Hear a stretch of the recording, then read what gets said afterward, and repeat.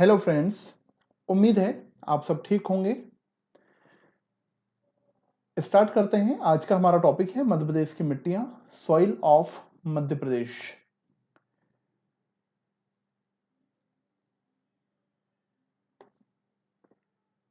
देखिए, ये आपको मध्य प्रदेश का मैप दिख रहा होगा। ये इसमें मध्य प्रदेश की मिट्टियां दिखाई गई हैं। मध्य प्रदेश की मिट्टियों को अगर हम देखें तो मध्य प्रदेश को कुल 5 प्रकार की मिट्टियों में बांटा गया है। जैसे भारत को आईसीएआर के द्वारा, भारतीय कृषि अनुसंधान परिषद के द्वारा 8 प्रकार की मिट्टियों में विभाजित किया जाता है। इसी तरीके से मध्य प्रदेश में भी 5 प्रकार की मिट्टियां पाई जाती हैं। तो देखिए, 5 प्रकार की मिट्टियां कौन कौन सी हैं। तो सबसे बड़े क्षेत्र में, सबसे बड़े भूभाग में पाई जाने वाली जो मिट्टी है वो काली मिट्टी है, ब्लैक सॉइल। उसके बाद लाल पीली मिट्टी है, फिर मिश्रित मिट्टी है। मिश्रित मिट्टी जिसमें लाल, पीली और काली तीनों ही मिट्टी का मिश्रण होता है। चौथी जलोढ़ मिट्टी है जिसको हम एलुवियल सॉइल कहते हैं। और पांचवी है लेटराइट मिट्टी। लेटराइट मिट्टी मानसूनी जलवायु की एक विशिष्ट विशेषता है। अधिक तापमान और अधिक वर्षा वाले क्षेत्र में ही इस मिट्टी का निर्माण होता है, लेटराइट मिट्टी का। अभी हम इस पर डिटेल में चर्चा करेंगे। चलिए, तो देखिए, ये मध्य प्रदेश का जो पूरा का पूरा पश्चिमी भाग है, ये काली मिट्टी वाला क्षेत्र है दोस्तों। ये देखें, ये पूरा का पूरा मालवा वाला जो क्षेत्र है, ये काली मिट्टी वाला क्षेत्र है। बहुत बड़े भूभाग में काली मिट्टी पाई जाती है। मध्य प्रदेश के लगभग 43% पार्ट पर 44% क्षेत्र में काली मिट्टी का विस्तार है। काली मिट्टी को भी पुनः हम 3 भागों में बांट देते हैं: साधारण काली, गहरी काली और छिछली काली। तो देखें, जो निमाड़ वाला जो क्षेत्र है, खरगोन, खंडवा, बुरहानपुर, बड़वानी, इन जिलों में गहरी काली मिट्टी पाई जाती है। जबकि उत्तरी मालवा में साधारण काली मिट्टी, जबकि निचले भाग में छिछली काली मिट्टी आपको ये सतपुड़ा पर्वतीय जो क्षेत्र है यहाँ पर देखने को मिलेगी। इसके अलावा दूसरी बड़ी मिट्टी है लाल पीली मिट्टी। तो देखें, लाल पीली मिट्टी पूर्वी मध्य प्रदेश का पूरा ये वाला जो भाग है, यहाँ पर लाल पीली मिट्टी देखने को मिलेगी। लाल रंग आयरन ऑक्साइड के कारण, जबकि पीला रंग इसका फेरिक ऑक्साइड के कारण होता है। तीसरी जो बड़ी मिट्टी है, ये मिश्रित मिट्टी। तो देखें, इधर ये काली मिट्टी है और इधर है लाल पीली मिट्टी। तो ये काली मिट्टी और लाल पीली मिट्टी तीनों का यहाँ पर मिश्रण हो जाता है। तो लाल, पीली और ये काली मिट्टी तीनों ही मिट्टी मिल जाती है, तो ये बन जाती है मिश्रित मिट्टी। और जो मिश्रित मिट्टी होती है, बुंदेलखंड और विंध्यन क्षेत्र में आपको देखने को मिलेगी। ये बहुत ज्यादा फर्टाइल नहीं होती है। इसके अलावा चौथी जो बड़ी मिट्टी है, ये जलोढ़ मिट्टी है। जलोढ़ मिट्टी जिसको हम एलुवियल सॉइल कहते हैं। नदियों द्वारा बहाकर लाए गए अवसादों के जमने से इस मिट्टी का निर्माण होता है। यहाँ पर चंबल और उसकी जो सहायक नदियों ने, उन्होंने बड़ी मात्रा में अवसादों को लाकर के जमा किया है। इसे इस जलोढ़ मिट्टी का निर्माण हुआ है। इसे दोमट और कछारी मिट्टी के नाम से भी जाना जाता है। इसकी पीएच वैल्यू 7 होती है। ये इसलिए ना तो अम्लीय होती है और ना ही क्षारीय होती है। कृषि की दृष्टि से बहुत उपजाऊ मिट्टी होती है, अधिक फर्टाइल मिट्टी होती है जलोढ़ मिट्टी।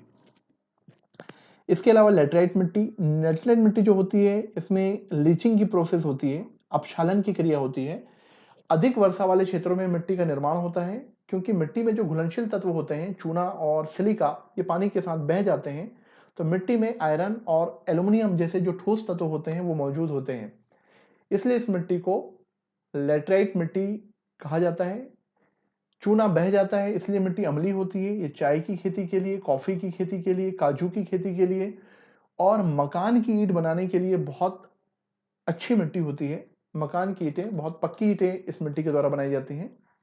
तो ये थी लेटराइट मिट्टी। तो इस तरीके से मध्य प्रदेश के विभिन्न क्षेत्रों में 5 प्रकार की मिट्टियां देखने को मिलती हैं। तो बालाघाट, मंडला, छिंदवाड़ा, जबलपुर, इन क्षेत्रों में आपको लेटराइट मिट्टी का क्षेत्र ये देखने को मिलेगा।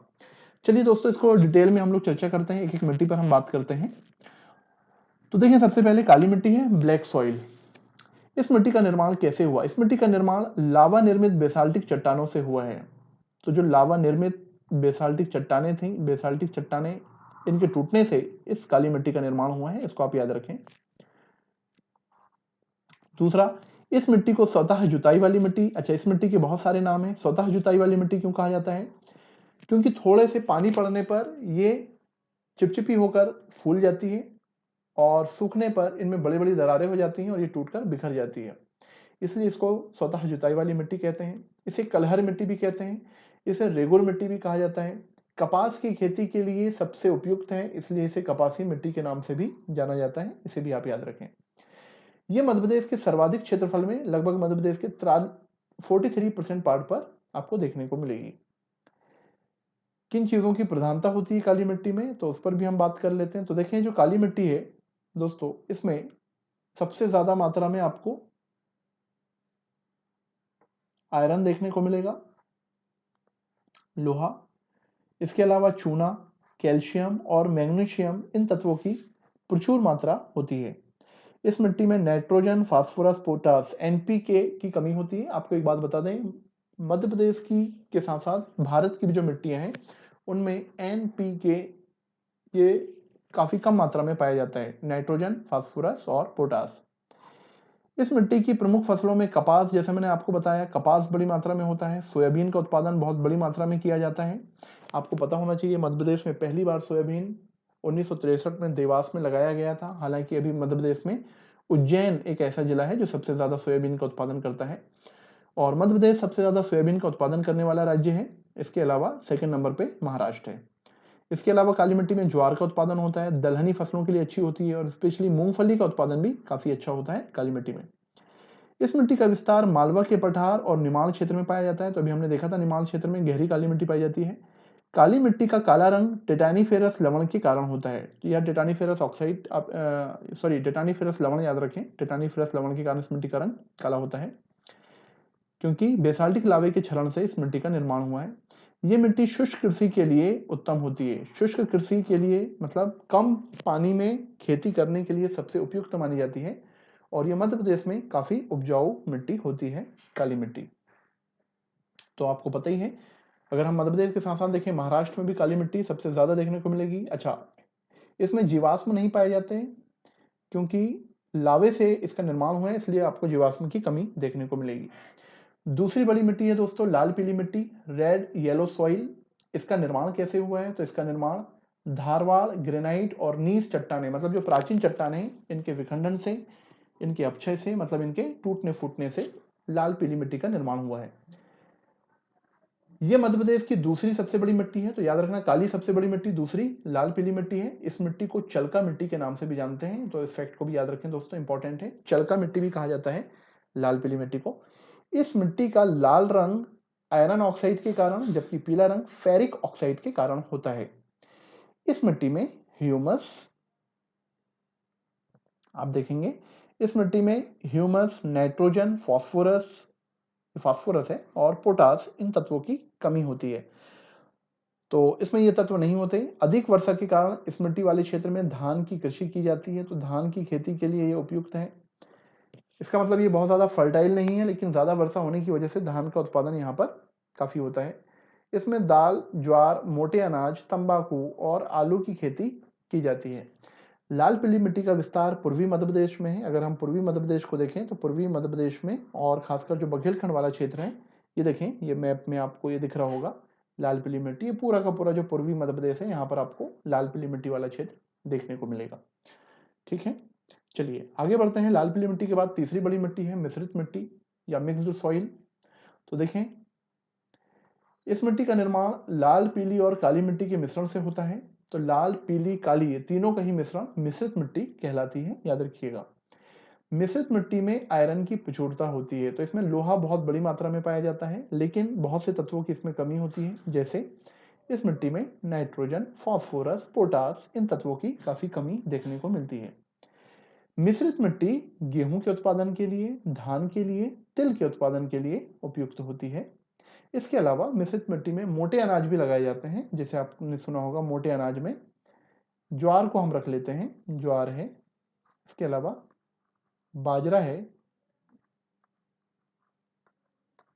ठीक है, तो ज्वार बाजरा जैसी फसलें भी इसमें लगाई जाती हैं। यह मिट्टी कृषि की दृष्टि से उपजाऊ नहीं होती, क्योंकि मैंने आपको बताया लाल पीली काली तीनों का मिश्रण होता है, इसलिए मिट्टी के जो कण होते हैं वो अलग अलग साइज के होते हैं, अलग अलग आकार के होते हैं, इसलिए ज्यादा फर्टाइल नहीं हो पाती।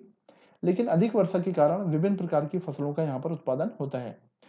इसका विस्तार देखें, तो मध्य प्रदेश का बुंदेलखंड क्षेत्र, जिसमें टीकमगढ़, निवाड़ी, सागर, छतरपुर ये जिले शामिल हैं, और विंध्यन प्रदेश में ये मिट्टी पाई जाती है। तो मुख्यतः बुंदेलखंड रीजन में आपको मिश्रित मिट्टी देखने को मिलेगी।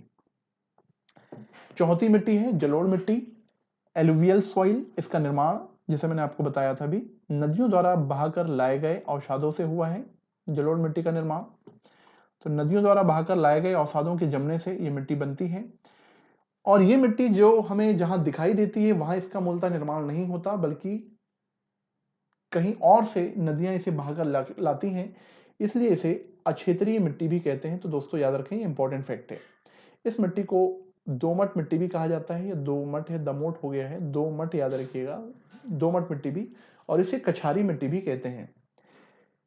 ये मिट्टी मध्य प्रदेश के लगभग 7% भाग में पाई जाती है, जबकि भारत के सर्वाधिक क्षेत्रफल पर पाई जाने वाली मिट्टी है। तो भारत के सर्वाधिक क्षेत्रफल पर आपको जलोढ़ मिट्टी देखने को मिलेगी। इसका रंग हल्का धूसर और राख के समान होता है, ब्राउन कलर की आपको देखने को मिलेगी जलोढ़ मिट्टी। इस मिट्टी में बड़ी मात्रा में पोटास, चूना और जैविक पदार्थ की प्रचुरता होती है, इसलिए ये मध्य प्रदेश की के साथ साथ भारत की सबसे उपजाऊ मिट्टी मानी जाती है। तो सबसे फर्टाइल मिट्टी है। उसका एक रीजन ये भी है क्योंकि इसकी जो पीएच वैल्यू होती है, इसका जो पीएच मान होता है वो 7 होता है, और जिस मिट्टी का पीएच मान 7 होगा वो मिट्टी ना तो अम्लीय होगी और ना ही क्षारीय होगी, इसलिए वो सबसे ज्यादा उपजाऊ मिट्टी बन जाती है। इस मिट्टी में नाइट्रोजन की कमी होती है। इस मिट्टी की प्रमुख फसलों में गेहूं, गन्ना, तिलहन और दलहन जैसी फसलें लगाई जाती हैं। मध्य प्रदेश में इसका विस्तार चंबल और नर्मदा घाटी क्षेत्र में देखने को मिलता है, क्योंकि नर्मदा और चंबल नदियों ने बहाकर लाए हुए अवसादों से इस मिट्टी का निर्माण किया है। इस मिट्टी का पीएच मान 7 होता है, अतः ये अधिक उपजाऊ होती है, जैसे मैंने अभी आपको बताया। तो याद रखें, इस फैक्ट को, इंपॉर्टेंट है। हालांकि काली मिट्टी भी मध्य प्रदेश में काफी उपजाऊ होती है। काली मिट्टी को मध्य प्रदेश की चेरनोजेम भी कहा जाता है। आपको पता होना चाहिए कि जो चेरनोजेम मिट्टी होती है ये शीतोष्ण घास के मैदानों में पाई जाती है, जैसे पंपास, स्टेपी, वेल्ड, है ना। तो आपने जैसे प्रेरी का नाम सुना होगा, ये शीतोष्ण घास का मैदान नॉर्थ अमेरिका कॉन्टिनेंट में है। तो कैल्शियम की अधिकता के आधार पर इसे मध्य प्रदेश की चेरनोजेम कहते हैं, काली मिट्टी को, याद रखें। दोस्तों लास्ट है अब लेटराइट मिट्टी, लेटराइट सॉइल। आपको जैसे मैंने आपको बताया था, अधिक वर्षा वाले क्षेत्र में इस मिट्टी का निर्माण होता है। ये मिट्टी भारतीय जलवायु की विशिष्टता का प्रमाण है, क्योंकि अधिक वर्षा वाले क्षेत्रों में इस मिट्टी का निर्माण होता है।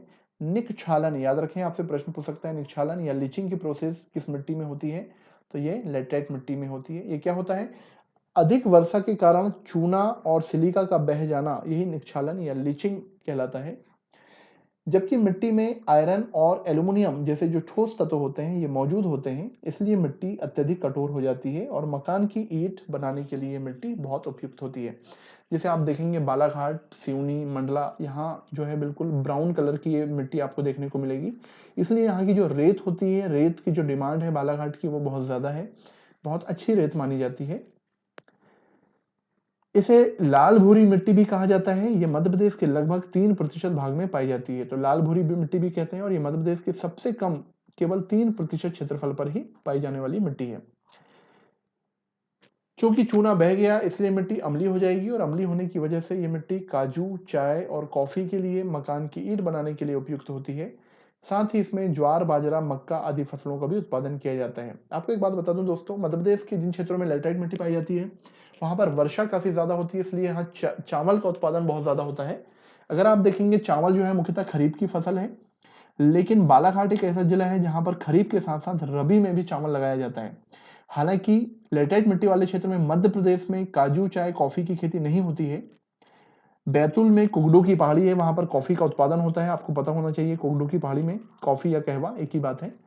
लेकिन काजू, चाय की जो खेती है ये सबसे ज्यादा मालाबार तट में, केरल में की जाती है लेटराइट मिट्टी में, क्योंकि भारत में सबसे ज्यादा लेटराइट मिट्टी का विस्तार केरल राज्य में आपको देखने को मिलेगा।